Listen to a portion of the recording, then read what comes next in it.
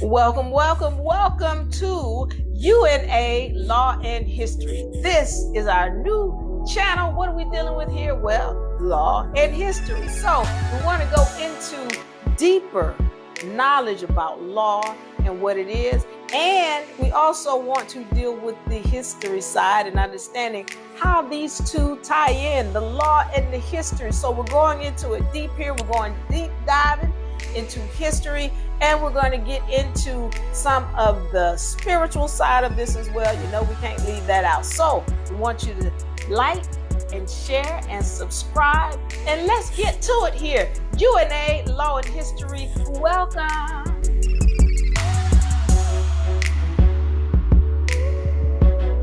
All right, everybody, thank you for joining today. Thank you for joining. I need you to like and share.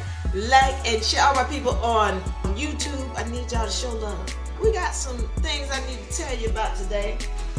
We have the UNA Beginner Law book is in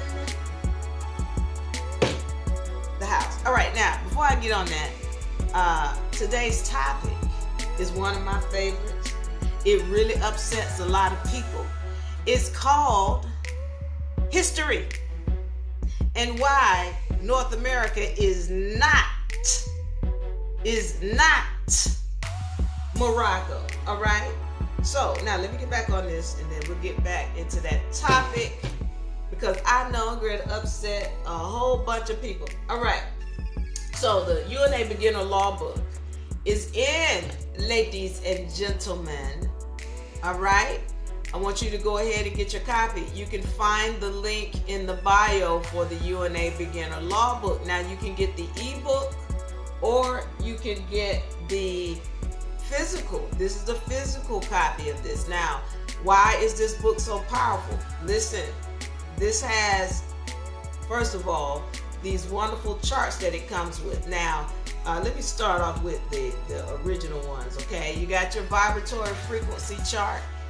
This is our vibratory frequency chart. This is very important in understanding how you get your frequencies right, where you need to be. You want to be up here. At some point, we're going to, all this going at the bottom, we're going to ignore this because we don't even operate down here. We're going to operate up here.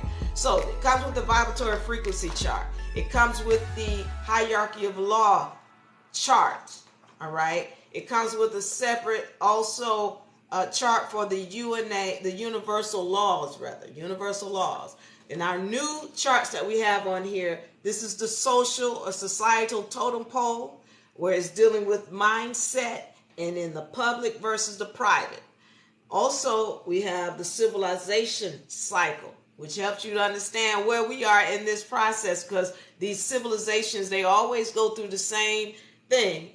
And just to read this off real quick: enlightenment, courage, freedom, abundance, selfishness, complacency, then apathy, dependence, bondage, and then back into enlightenment. So y'all, we here at enlightenment, and we learn how to do in the university is how not to fall back in this circle. It comes with all of these things. Now, why do we include this separately? Because these are also in the book. But why do we include these separately? Because we want you to put these up on your mirror, on your walls, around your house, because we want you to remind or be reminded constantly. Now, once again, this is the book. And what does this book go into? Well, it's dealing with all the laws. The universal laws are in here. The hierarchy of laws of it are in here. And also the maxims of law. Now, when we talk about the maxims of law, these come straight from the Bible. These are what we use when we want to stand in court, the maxims of law. We have the right to determine what type of laws we're operating under when we go into court. Well, this is what we use, maxims, all right? They stand above all of their laws, all of those lower laws. These are God's laws, okay? It goes into understanding contract law and what contracts are. Once again, there is that vibratory frequency chart in there, but you have a copy that you can put up, so you don't have to tear the book up, all right? So it goes into a lot of different things. So if you want this book, find the link in the bio. Once again, it comes with all of these wonderful inserts or outserts that you can put up. All right. So I want you to go ahead and get this book. Find the link in the bio, or you can go to unauniversity.com. So we're going into this thing. Once again, the topic for today, history. Why Morocco, why North America is not Morocco. And this needs to be made clear. We're going into some history today so we can understand some of the lies that are being told to us. And there are many lies, and I need y'all to understand that melanated people are not the only people lying to you. Light-skinned people are not the only ones that are lying to you. So-called albions, those are not the only ones that are lying to you. There's some melanated people who are lying to you as well. And we're going to clear some things up so you can start doing your research. As I always tell you guys, before, when you sit down and watch this session, have pen and paper. Because I'm going to give you information that you can go and look up for yourself so that none of this stuff that we're talking about is, Diva Lurie said it. You don't have to stand on my word. I'm going to tell you exactly where you can go and pull it up. This is UNA. And in UNA, we deal with all laws. So as well as history, as well as the spiritual side. Today, what we're getting into is history, and we're dealing with the fact that North America is not Morocco, okay? So you'll have a lot of people with this Moorish movement.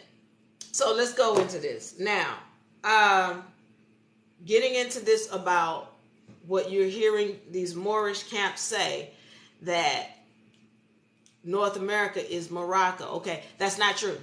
And you won't find that anywhere written on anybody's paper, anywhere, in any kind of documentation, that this is Morocco. All right, because I also had to go into something somebody else said, okay? So we're going into it. I need to go back. I need to go back to 1492 with Columbus. So y'all get your pen and paper. And let's take notes about what's going on with respect to this whole notion that North America is Morocco. That is not true at all. All right, so let's be clear on this. Going back to Columbus, 1492.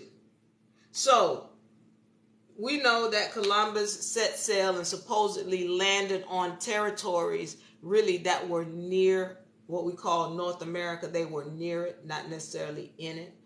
And so when he landed in these territories, there were people already in the land. They're known today as Indians, and people who call themselves African American. But we're going to go into that at another time. We're going to touch on it tonight. But those so-called Indians back then, a lot of them, well, they were melanated. And what had happened is, and we're going to get into this part of the story later on, is that those people have lost their identity in so many ways. So there are people who are playing their role in several different ways, and these people who call themselves African American and black and colored and Negro, well, they was the original people of the land. Okay, so now let's get into this, because one of the things is in 1492, when we're talking about Morocco, there was a Sultan of Morocco, and we know the Moroccan Empire was vast over in the places that we call Africa, and at some point they were in Spain. In 1492, they were ruling Spain until the Sultan of Morocco got his butt kicked in battle by the Queen of Spain. The Queen of Spain, her name was Isabella. All right? And she ran through there and ran him up out of Spain. The Sultan of Morocco was run out of Spain. He ceded his territory to the Queen of Spain. All right? So all of his territories, he ceded to the Queen of Spain. So now what happens is you've got Columbus, who was paid or who was funded by Spain to go on this journey. Now, why was he going on this journey in the first place? And I need y'all to take notes because, see, history has been rewritten. And these people that they're, writing about, they're trying to make you think they're light-skinned people. And that's important because people are writing themselves into history where they were not ever. So pay attention to what I'm saying. Isabella was melanated. She wasn't no Albion like they need you to think. As a matter of fact, when we're talking about royalty, all royalty was originally melanated people. All royalty was originally melanated people. And so y'all need to understand, King Ferdinand and Queen Isabella, those are the two who funded Christopher Columbus's trip. The voyage that he wanted to go on, he had to convince them. He had to say, hey, Queen Isabella, King Ferdinand, I know this place that exists. He had to convince them for them to pay for his trip. So now, when he wants to go on this trip, he's talking to these melanated people who are funding him, who own all of the territories that were ceded to them by the Sultan of Morocco. Now, somebody's going to say, that's a lie. Okay, I'm just telling you what the history says. Now, this thing is saying, history is saying in 1492, the Sultan of Morocco was defeated by the Queen of Spain. And then Columbus comes in and he wants to take this voyage. Now I need y'all to pay attention and understand why Columbus wanted to take this voyage. He wanted to take this voyage because when Queen Isabella came in and she kicked the Sultan of Morocco out of Spain, you know what she said? She said, if you're not a Christian, you're going to leave here or we're going to kill you. That's what she said. Queen Isabella of Spain, after defeating the Sultan of Morocco, made a decree in the land. Either you are going to become a Christian, you're going to convert, or you're going to die here. So, here you got Christopher Columbus. That's where he lived, in Spain. And he felt, I need to find a place for my people so that we're not persecuted because of our religion. Christopher Columbus said, I got to find a place for my people because I got to find a place where we're not persecuted because of our religion. And so this is why he set sail, but he needed money. And the only people who was going to be able to fund his voyage was King Ferdinand and Queen Isabella. Now think about this now. These are melanated folks that he's dealing with. Now, at this time, y'all got to understand, remember, all royalty was originally melanated and Queen Isabella was melanated. And I need y'all to understand this, the same thing goes with England. The Queen of England was melanated up until the mid-1800s. We don't know that. She was amalgamated, but the pictures they try to show you of mid-1800s, we don't know that. She was amalgamated, but the pictures they try to show you of people and made them appear to be something they're not. Why? Because if you knew that all royalty was melanated people, and if you knew that the people who founded the Americas, and we're going to talk about that and what America really means. I told y'all, when y'all sitting down here, pen and paper, be ready to take notes. And I'm telling you, this is a very hot topic. I'm going to upset some people today, but I already told y'all, if you don't like it, y'all can bite these nuts. These nuts are natural, roasted, salty, brown nuts. Y'all can bite these nuts. All right. Find the link in the bio for these nuts. These nuts. Delicious. Now, getting back to it. We've got a situation here where Columbus has gone to King Ferdinand and Queen Isabella and asked for funding for his voyage that he wanted to take to get to what we know of now as the Americas. Well, what's the big deal about that? You got to understand, at that time, melanated people ruled. Melanated people ruled at that time. Albions were not ruling things. They weren't having land and ownership of funds and territory and all. They didn't have that. So they want you to think that this Christopher Columbus character, and they weren't educated. This is in the Dark Ages. When you talk to these Moors, now they'll tell you who taught the Albion everything they know. And let me make it clear, because y'all go, Albion, what's the Albion? I don't know, never know. Yeah, that's so-called white people. They're not white.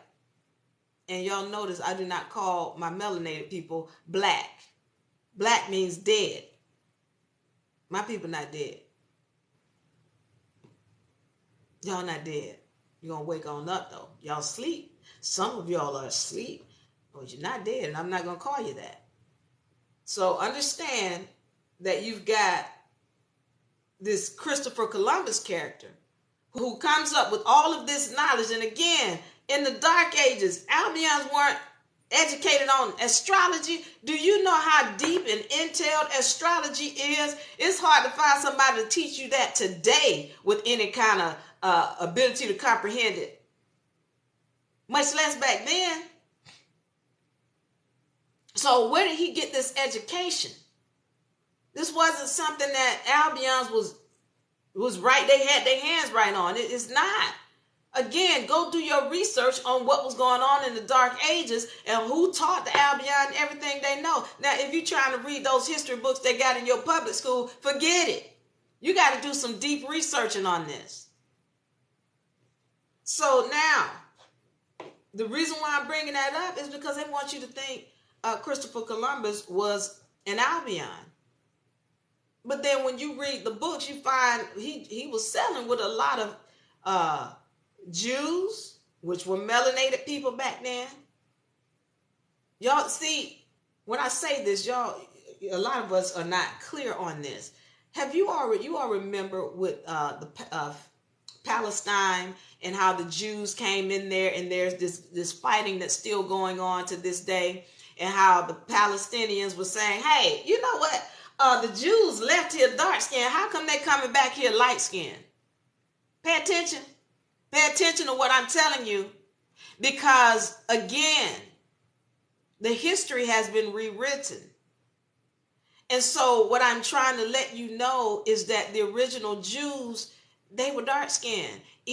Everybody's telling you this, but then if you go do your research and you start recognizing, first of all, that melanated people were running everything, that they were the original, you got your royalty. The original royalty was melanated people, but then we're going to come to understand that all melanated people are not the same. Just like all so-called Albions are not the same. They know who they are, and you wonder why you can't build, because you're trying to build with people who are not of you. And listen, this is not to say that you can't build with them, but if you're going to build with somebody, you have to understand their nature. You have to understand their spiritual essence and not be trying to judge somebody by the skin color. That's not how that works. Because some of y'all very well know, as much as this system is trying to make you hate Albions or light-skinned people, when it comes down to it, when you need somebody to back you up, yeah, y'all know it. Y'all been there. Y'all have seen it yourself. You know it was a light-skinned person that came to your rescue. You know that. But society is trying to make you believe something else. I ain't going into that today. I'm just telling you what the facts are so you can go and look this up for yourself. All right. So now we're understanding that we've got these, Christopher Columbus, who they're trying to make him out to be an Albion or a light-skinned person when he's got knowledge. He's also asking them to fund a trip where he can put together a crew of people and to buy these ships. Now, listen to me. if you have never sailed before, if you don't have knowledge of astrology, and you can't demonstrate to me that you have the ability to do this task that you're about to do, don't come to me asking me for enough money to buy you a great big boat and have you a crew. And I'm not going to give you that money. Why I'm saying that is because he had to have sailed before. He had to have done these kind of missions before. And again, when we're talking about astrology, that's things that Moors knew. Moors, M-O-O-R-S. And I need y'all to understand that Moors, and listen to me because I'm going to upset somebody, but you can bite these nuts right here. Bite them. Find the link in the bio. M-O-O-R-S has nothing to do with skin color. It has everything to do with a job done on a ship. Look up mooring, M-O-O-R-I-N-G, and moored, M-O-O-R-E-D. These people who were doing this sailing, because they were sailors on boats and ships, they ended up being called Moors. And see, this is how you know. Ask your Moor friends. Go ask them. Well, was this some white Moors, so-called white? Ask them. That's like, oh yeah, that was Moors. Well then, why you telling me the term Moor has to do with skin color? If you telling me it was some white Moors. It doesn't make sense because that's not what Moor means. Moor means somebody who did a job on a ship, the vast majority of which were melanated people. So this term, they started calling the people coming off these ships Moors, but it was not a term of endearment. They didn't mean it in a nice way. It's like, here come the Moors, like, pirates and land-stealing thieves, Moors. So here we got these Moors, or barbaric. And I know y'all want to feel like, oh, we melanated people. The Moors were good people. They would never. No, they weren't. No, they weren't. Go read history and find out what went on. And then you'll hear people using terms like, oh, the dirty Moors. Look, all I know is Moors. All right, you call it dirty, clean, whatever you want to call it. The term Moor had to do with people who did a job on a ship. All right, so now we're understanding this. These people were sailed. They sailed to the Americas, and here's Columbus on this ship. And I'm just saying to you, this is a large responsibility. And he had to have money in order to have sailed in the past. Well, where did he get that from as an Albion? Albions didn't have access to that. So I'm saying to you that this notion, by the way, let me say this to you also. Columbus, the reason why he wanted to leave is because he was either a Jew or a Muslim. Now, I read different texts. Some of the text says he's a Jew. Some of the text says he was a Muslim. But either way, those were two melanated groups of people. Because when we talk about the Muslims, these are people who coming from the Israelite tribe. When we talk about Jews, these people coming from the Israelite tribe.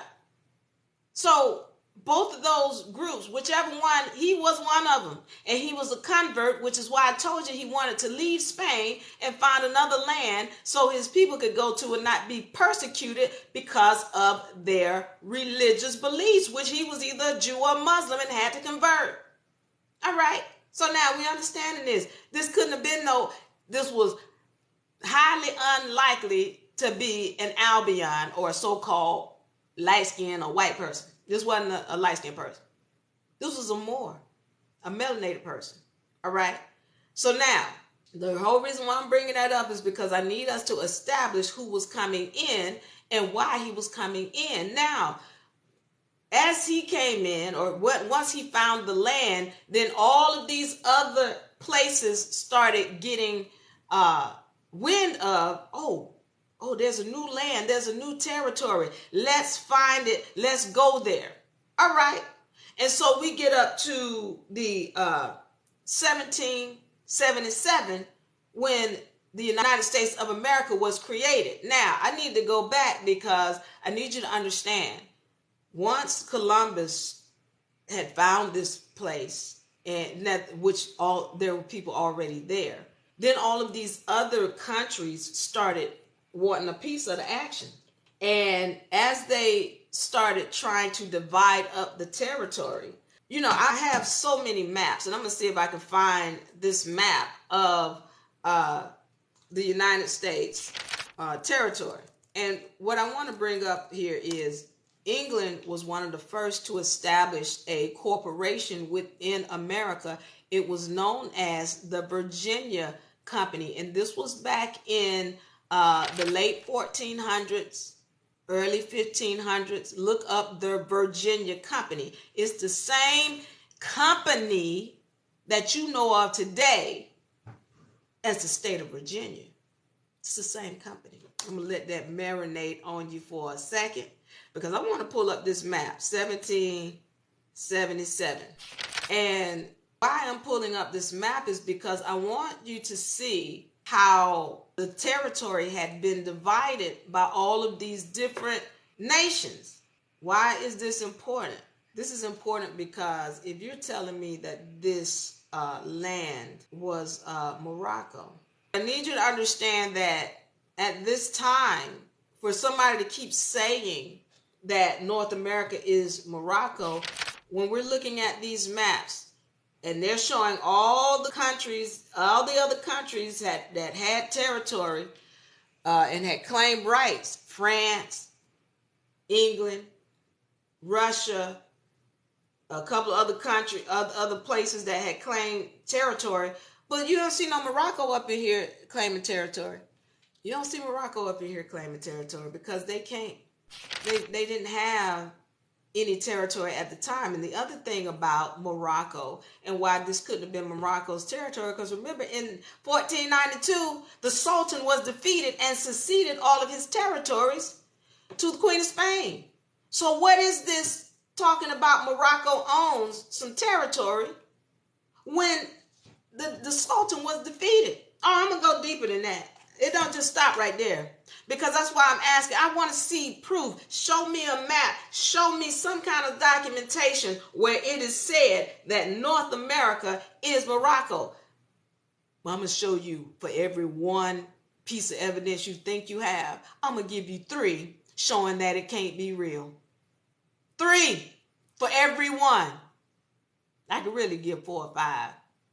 But, and for y'all people who, what I see with these groups, these people with the More group, what they want to do is they'll put up a whole bunch of BS, but no facts. Now, getting into this, we understand now. Britain comes into the territory and has established treaties with the original people of the land. Britain comes in the 1400s. So what has happened is they telling y'all about some pilgrims and all this. Pooh, that's pooh.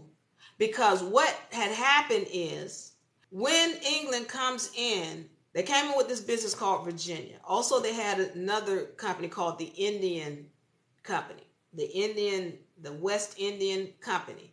So again, you got to understand this is a treaty that, they have to come in and they have to ask and get permission from the people of the land to be in the land. And the land to this day is in treaties in the name of the original people.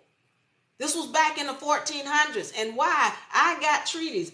Go now. I told y'all, pen and paper, write it down. UNARepublic.com/DOCS. D as in David, O as in Oscar, C as in Charlie, S as in Sam. UNARepublic.com/docs. You can go there and pull down a list of treaties, and it's just the beginning. And they all come way before 1777. There are 13 of them. That's only a few of them. And in those treaties, it's the original people saying, this land belongs to us and our people, and it's going to remain in the name of our people.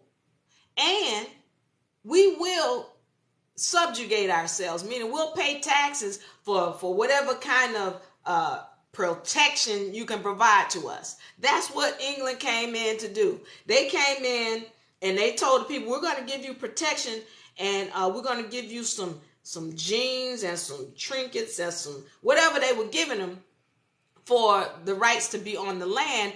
But the land always maintained or remained in the name of the original people of the land to this day. So then, y'all, if anybody knows law, and this is why I bring up this law right here, hierarchy of laws. Why do I bring this up? Because this is the order in which laws are. And so what you'll understand, this right here, this is God's law. And then you'll come down here and you'll see treaties. And then you'll see constitution. But you got to understand, that's your constitution. But you can make it like, okay, this is the Constitution of the United States of America. Okay, but the treaty is higher. Always. And that treaty, those treaties were put down in the 1400s. Why am I talking about those? They are law.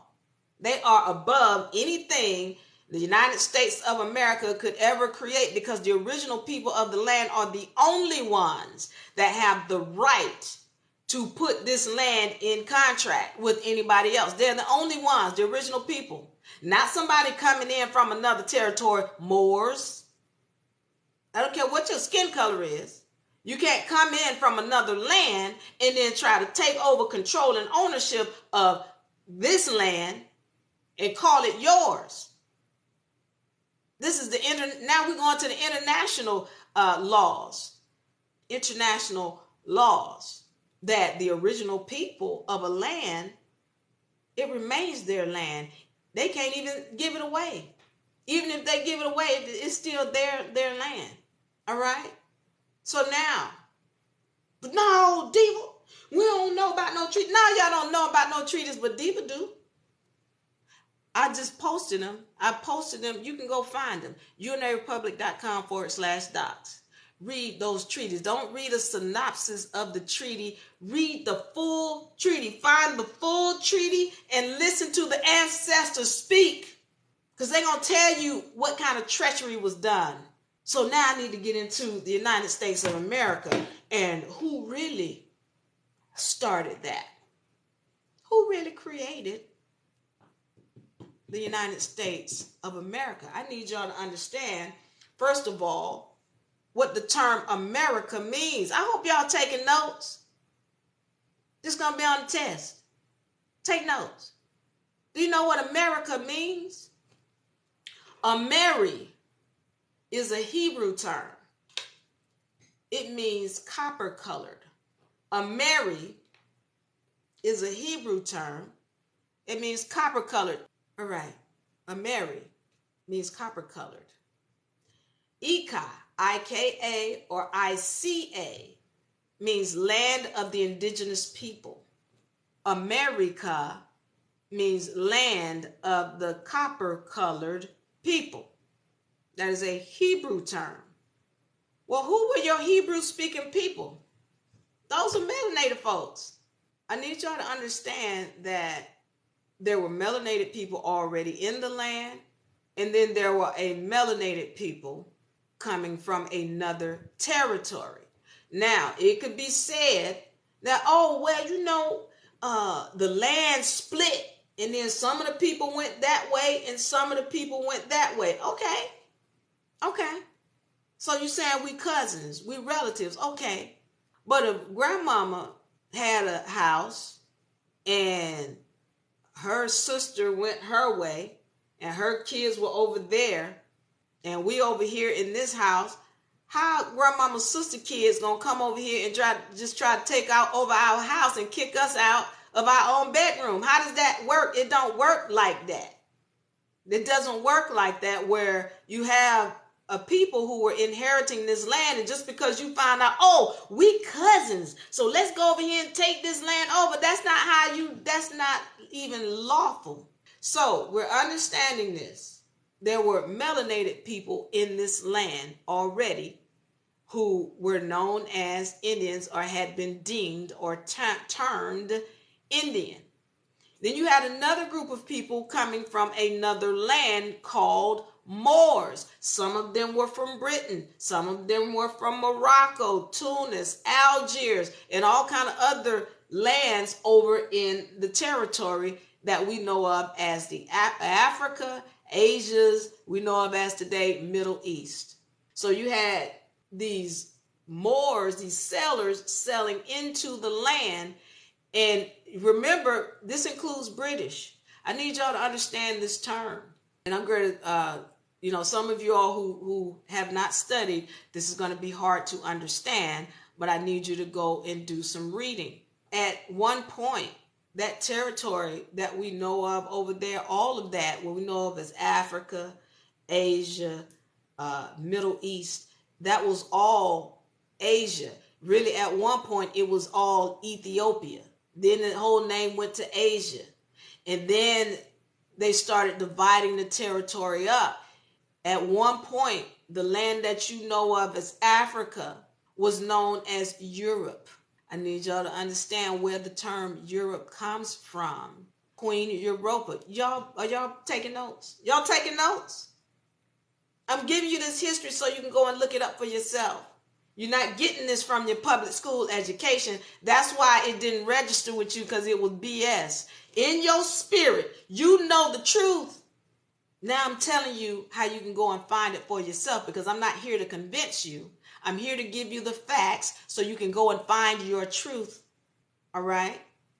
So what I want you to do is understand Europe was named after a melanated woman called Queen Europa. And the land that you know of today as Africa was Europe. The land that you know of today as Europe was Africa. And if you don't study, you're not going to know these things. The names have been changed. They switch names to confuse you regularly. Just like I'm telling you about the terms black and white. They have been switched, and you get ready to, I'm not going through it today because you all will be able to go to our site, UNA Republic on YouTube, and you can find the session that was done where we go through the SF 181 form. So you can see how till this day, how the names have been switched to black and white. The same thing happened with Africa and Europe. So now, why am I bringing that up? Because y'all have heard the term European. So y'all just quick to apply that to a light-skinned being. When the truth is, your original Europeans were melanated, dark-skinned people. Your original Europeans were the Moors. See, that's why they call them, you hear the term Indo-European and all these prefixes on it. They put the prefixes on there to say, oh, these Indo-Europeans, Albions. Now y'all done dropped the prefix and y'all just like, them Europeans, they came over here and then they did this stuff to the Indians. Well, guess what? The original Europeans were melanated people. They didn't tell y'all that, did they? When y'all went into your Moor camp, they didn't let you know that the original Europeans were Moors. Why they didn't tell you that? All right. So now that we're understanding who the original Europeans were, and if you know the SF 181 form, it's telling you right in there.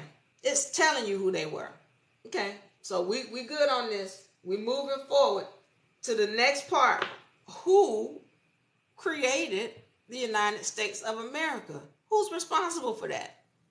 So they want you to think our forefathers created the United States of America. BS. They want you to think they was Albions. All right. Let us be clear that there was already a government established in this land by the original people. And you can find that when you look up the Iroquois Confederacy. And that's also at that link that I gave you earlier. I told y'all, have pen and paper. Iroquois Confederacy, you can find that at that link I gave you, unarepublic.com/docs. Well, what does the Iroquois Confederacy say? It's stating who owns this land, and it's the original people of the land saying, this is our land. They're telling you what their government is. There was already a government established here, And that is that Constitution, that Iroquois Confederacy, the United States of America Constitution is based off of the Iroquois Confederacy. You should read it. Go find the Iroquois Confederacy. Don't look up synopsis of it. It's only about, 7, 8 pages. Read it. Maybe 12 pages. I don't know. Read it. Okay? Read it. The Iroquois Confederacy. And so why is that important? Because I'm letting you know that the original people had already established the government, and then another group of melanated people come in here and they established another government on top of that. That Iroquois Confederacy is a treaty, and it still stands to this day. Okay? So now, we're getting on it now. We're getting to the good part. United States of America. Well, when did that start? Who did that?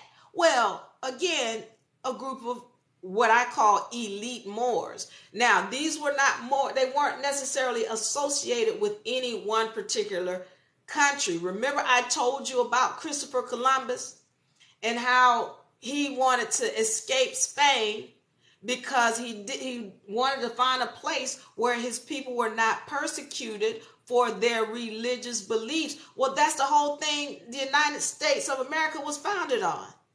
You have a freedom of your religious beliefs. Today they telling you the United States is a Christian country. No, it's not. The Constitution was based off the Christian belief. No, it wasn't. No, it wasn't.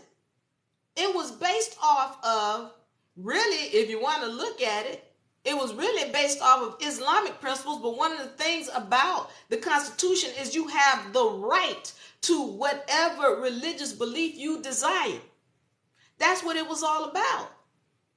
So when people keep telling you, oh, it's based off of this religion and this religion, no, it wasn't. It was based off of the fact that everybody stood under God and you had a right to your religious beliefs and you were not to be persecuted because of it. That's what Christopher Columbus was coming from when he was in Spain and trying to escape from there.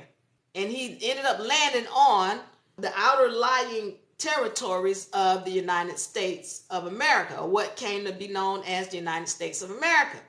We on this now. Who started this? I told y'all the elite Moors. This is another group of melanated people. In that link that I sent you, you can also find, thank you all the guys for the love, I appreciate you. In that link that I told you to go to, you will also find a document that was written by the Confederacy of Indians. Thank you, Dee Dee. Appreciate the love. There's a document written by the Confederacy of Indians, and this was written in 1786. Go get the document.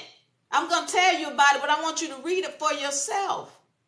In that document, it is the Indians talking to those who were running the United States of America. Now, remember, at this time, George Washington wasn't in office, and I need y'all to also understand something. George Washington was not the first president of the United States of America. George Washington was not the first president of the United States of America, as your public education, your public school education will have you to believe. That's the lie. Because in 1777, that's when the United States of America was incorporated. And George Washington didn't come into play until 1789. That's a whole 13 years. Now, some of y'all might be like, well, it's 13 years still. That ain't. Yeah, that's, if you incorporate anything, any business people in the house, if you've ever incorporated anything, you know full well that when you incorporate, you better have a president, a vice president, a secretary, a chair, a co-chair, and all the other people established to make your organization a legal entity. All right? If you don't have that established, then you don't have a true legal entity. So, in order to say that the United States of America was incorporated in 1777, then you better have a president. They had several presidents, at least 6, most of which were melanated people. Melanated. But they don't want you to know about them because then it doesn't fit the narrative about all black, so-called black people or melanated people coming over here as slaves. It doesn't fit the narrative when you say that, wait a minute, we had melanated presidents before George Washington. Well, how was we all slaves? Why they let us be slaves if they was running the country? Because the narrative they told you wasn't true. That's why it didn't marinate with you when you were in school. It didn't marinate because it wasn't true.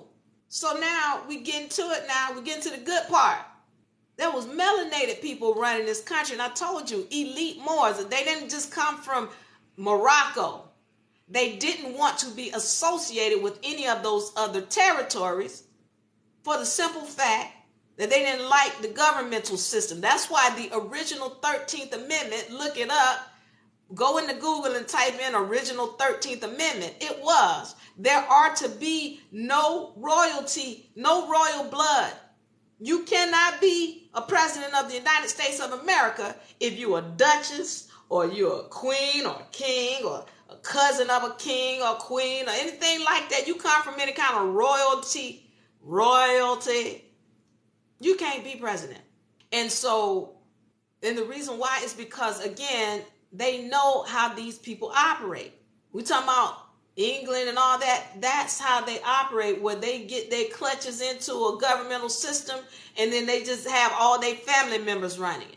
Well, those who created the United States of America, those Moors, knew this and they didn't want that. That's why they put that original 13th Amendment in there that was written out by none other than George Washington. George Washington.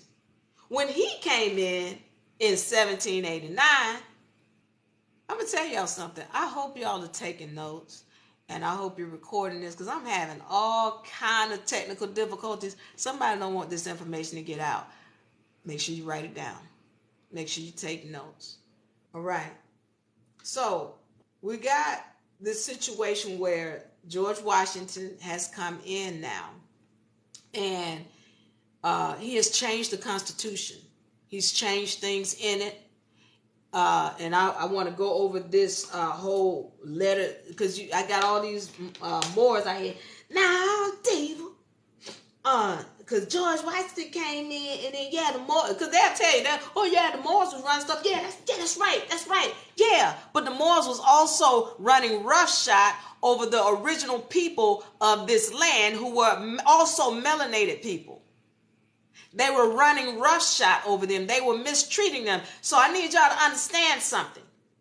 What's not being told in history is that there's a whole bunch of melanated people. There was different melanated groups in this land fighting against each other. And Albion just came in and took over the spoils of the war. They can't stand strong when everybody's fighting against each other. This is how it still is now. Y'all want to stand, but you don't understand that there are different groups of melanated people in here. And everybody's fighting against each other. And now this is just a spiritual battle now. This has always been a spiritual battle. But this is a spiritual battle. It's who are you aligned with spiritually? Where are you spiritually? And I need y'all to understand. I'm getting into it. Stay tuned. Because I'm going into it today. I got time.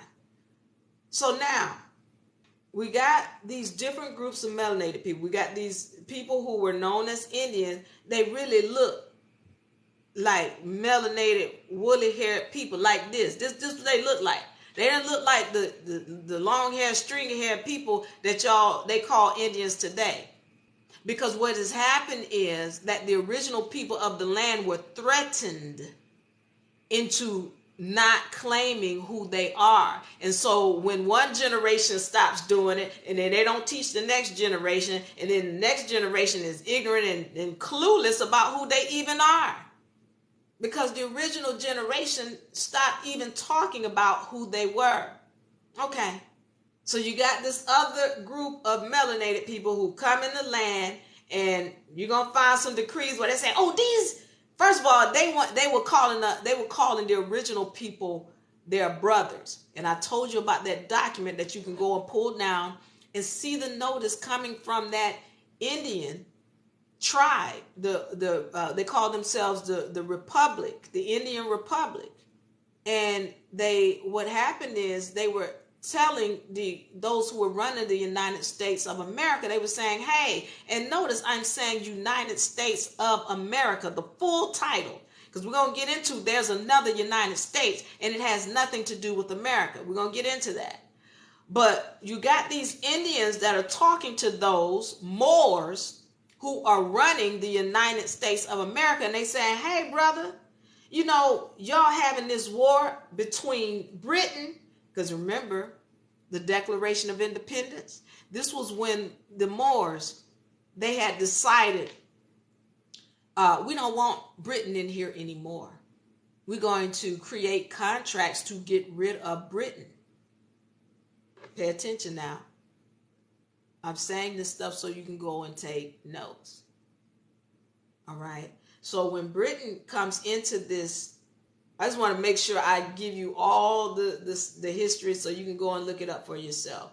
So what happens now is you got the Moors, what we call them elite Moors, all right, because they had knowledge of law, they had knowledge of science, they had knowledge of the history, they had esoteric knowledge of how this thing works on a spiritual level. So these elite Moors, they come in and they started establishing another government outside of Britain, and all of these governments are still running together on top of each other today. And you got to understand the difference between them. Counties were established by Moors, supposedly, according to my research. Counties mean to count. They're counting. You know, you said you own this land, you said you own that land. The county's purpose and responsibility was to keep records of what everybody owned. So this is why you, till this day, when we're dealing with land, you go to the county. That is the highest authorizing agency on the private side. All right? Counties, they count the things that are owned by the people. That's come according to my research from the Moors. All right. And then you got state. There's two states. There's the Republic, which is Georgia Republic, Texas Republic, California Republic. And then you have the state of whatever. That belongs to Britain. So y'all got to understand there's a public side and then there's a private side. And if you don't know which is which, you don't understand who you're doing business with.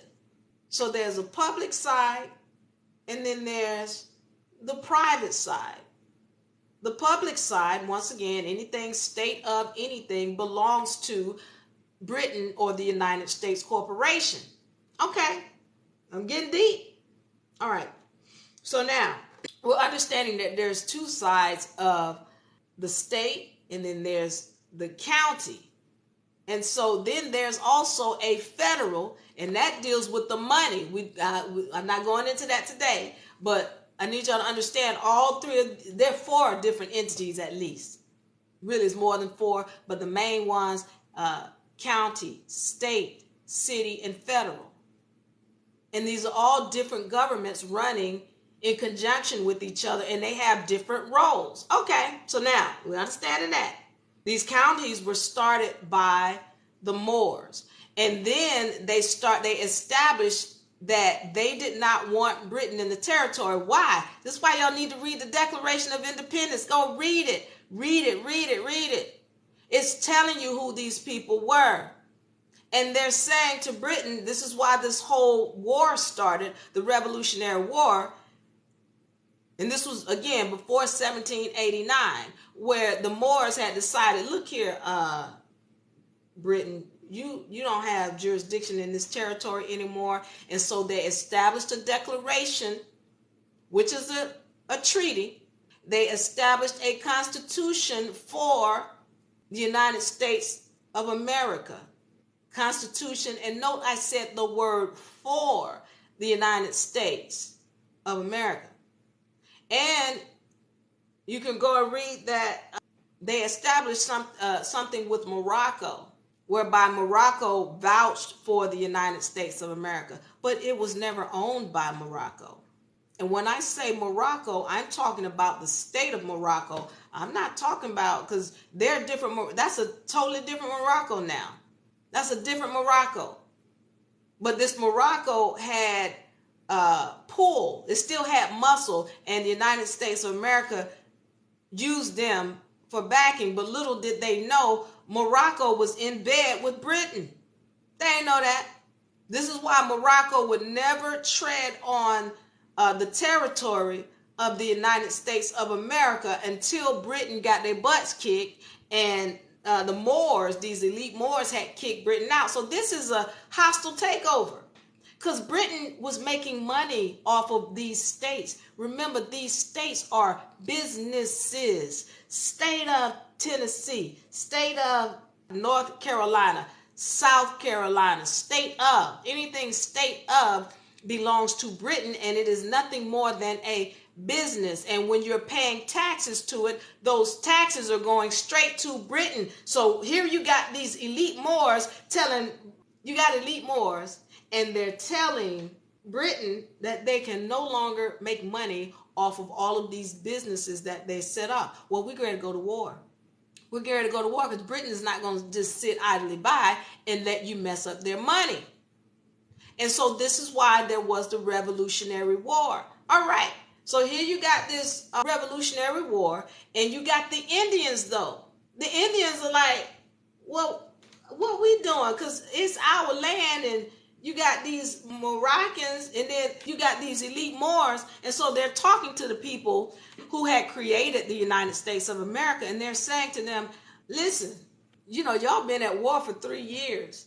And, when we came to you all, or you came to us, and you just said to us to, just sit back and we'll handle everything. So we just sat back, we went to the King of England and we tried to talk to them, and they just said, sit back and let us handle it. And so y'all been fighting, and it's been 3 years, and now it looks like y'all have made up.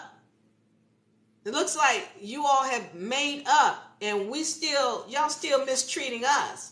Now, we have been trying to have a meeting with y'all. This is the Indian Council talking to those who were running the United States of America. And this is before George Washington. Find the document at that link I sent you to. And they're saying, listen, y'all have been it was 3 years. And now y'all seem to be good with each other, but y'all are mistreating us. Y'all keep killing our people. Y'all keep treading on territory that we didn't give you permission to tread on. Y'all keep ignoring us. And we've asked you for peace. But you won't even have a conversation with us about it. You told us to be quiet. We were quiet. And now, y'all all good. And you treading on all our territory. You're killing up all our people. You're disrespecting everything that we've given you authorization to have here. And we just want some answers. Who was doing that? So-called elite Moors. Because they were the ones who were running the United States. Because let's remember, the first presidents of the United States of America were melanated people. Moors. All right.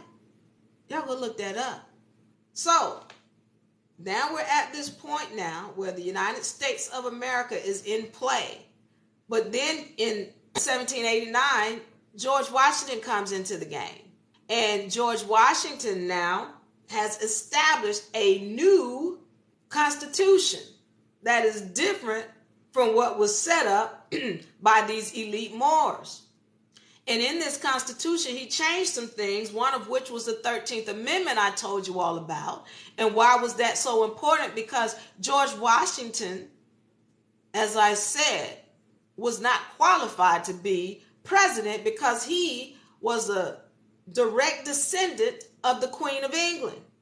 Why is that important? Because in that 13th Amendment, it said no royal blood can be president of the United States. And he removed that 13th Amendment. Okay, but not only that, I need y'all to understand, George Washington, they want you to think he was an Albion. He was not Again, remember I told you the Queen of England was melanated all the way up to the mid-1800s. George Washington came in 1789. He was direct descendant of the Queen of England. This is another melanated person. He might have been amalgamated, meaning he mixed with a whole bunch of light-skinned people, but he was a melanated being. As a matter of fact, Abraham Lincoln was melanated. Abraham Lincoln was related to George Washington. Everybody between George Washington and Abraham Lincoln, they melanated. They want you to think they Albions. Go back and look up why they kept picking on Abraham Lincoln so much, because he was so dark-skinned. They kept picking on him. All these people in here. Abraham Lincoln, 1, 2, 3, 4, 5, 6, all the way up to 16. Abraham Lincoln and George Washington, they related. As a matter of fact, I'm going to go one further. George Washington is related to all of the presidents up to Barack Obama by blood. I ain't going into Barack Obama's story, but I need you to understand. They all related by blood. So I need y'all to understand, England has been running this game since George Washington. That's why your books want you to believe that George Washington was the first president, when he was not. Because if you knew that there were several presidents before George Washington that were melanated, then it would destroy the narrative that all these black people came in here as slaves. Well, how is that when the people who actually created the United States of America were melanated themselves? Okay, let's get on this now.